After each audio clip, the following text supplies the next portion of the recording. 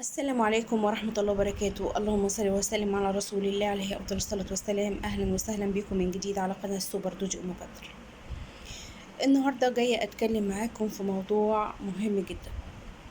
طبعا انتوا عارفين القصة اللي حصلت من واحد قوي نزل تنمر على الناس الضعيفة، وهي الحادثة الأخيرة اللي حصلت في مدينتي من الضابط اللي قتل الدكتورة بسمة.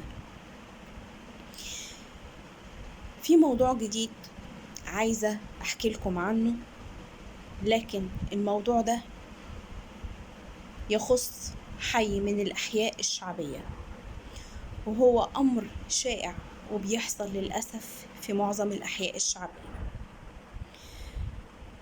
يعني أنا عايزة أفهم، هو اللي بيحصل ده من ضغوط الحياة، ولا من قلة تربية، ولا من قلة الدين أو إيمان بربنا، ولا هو تباهي بالقوى الغاشمة؟ يعني عايزة أفهم، حد يفهمني كده في التعليقات ويرد عليا.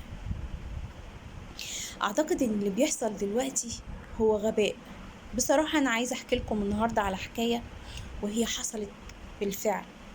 يعني اللي أنا هحكيه مش حكاية من خيالي، دي حكاية حصلت فعلا وموجودة عندكم على السوشيال ميديا، يعني من الآخر موجودة على الفيسبوك. هل الدنيا اتقل خيرها؟ انعدمت الرحمة والإحساس للدرجة دي؟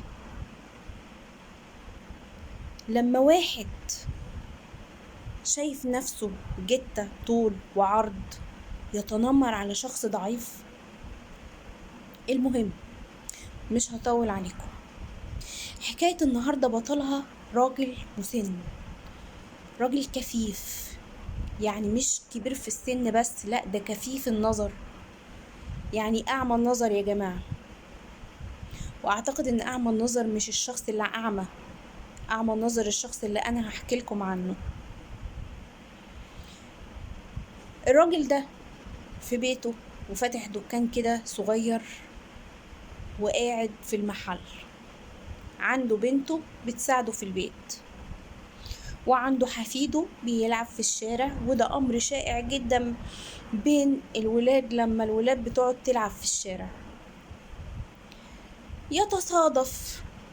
يتصادف إن ابن الولد الصغير اللي هو حفيد الجد الراجل الكبير بيلعب مع أحد الأولاد ويعيط.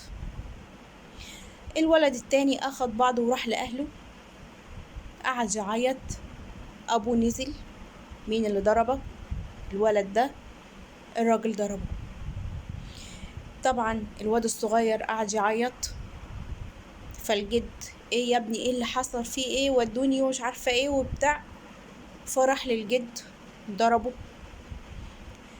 طبعا الناس كلها عملت صوت وبتاع، فالام عرفت ايه اللي بيحصل، فنزلت جري، اعترضها وضربها. اعترض، يعني ضرب الاب والولد الصغير وبنت الراجل. كل ده ليه؟ علشان خناقة عيال في الشارع. راجل جتة طول وعرض، طور هايج. يعني انت ما استحملتش ان ابنك يعيط، وكلها خناقة عيال، ضربة عيل لعيل، تنزل تضرب الراجل والأم اللي هي أم الولد والولد، والناس ما بتحش. الناس مش عايزة أقول إنها جبانة، الناس خايفة على نفسها من الطور الهايج اللي هاج على أسرة كاملة. يعني هو وصف لا الإنسان، لا حد، يعني ما حدش يصفه غير إنه يقول عليه حيوان. وأنا بعتذر للحيوان، واحد ما يعرفش يعني إيه رحمة، لأن الحيوانات نفسها بتعرف يعني إيه رحمة. الحيوانات لما في حيوان قوي وحاسس إن الحيوان اللي قدامه ضعيف بيرحمه. يعني في رحمة،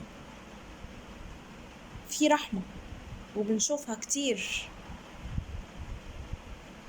إنما ده شخص ما رحمش الراجل الكبير المسن الكثيف، ولا الست اللي طالعة علشان خاطر تشوف ابوها بيتضرب وابنها اتضرب وضربهم كلهم. الراجل ده حكايته مش هتحصل ليه هو بس، ده بتحصل في ناس كتير جدا، ناس كبيرة مسنة حاسة انها ضعيفة وملهاش ظهر، وشخص حاسس نفسه ان هو ايه بقى، يعني راجل بصحته، ما يعرفش ان هو في يوم من الايام هيكون مسن وضعيف الصحة، وانه ممكن تحصل له حاجة زي كده شبيهة بحاجة زي كده. انا من جوايا بقول للشخص ده حسبي الله ونعم الوكيل. ومش الشخص ده بس، اي حد يفكر نفسه انه يتنمر على شخص كبير في السن او ست كبيرة في السن او ام ملهاش ظهر، او يتنمر على عيل صغير، حسبي الله ونعم الوكيل. عايزة اعرف الموضوع ده، يعني انتوا لو صادفكوا الموضوع ده، صادفكوا بالصدفة، هتعملوا ايه؟ عايزة اعرف الموضوع ده في تعليقاتكم، ومستنية ارائكم.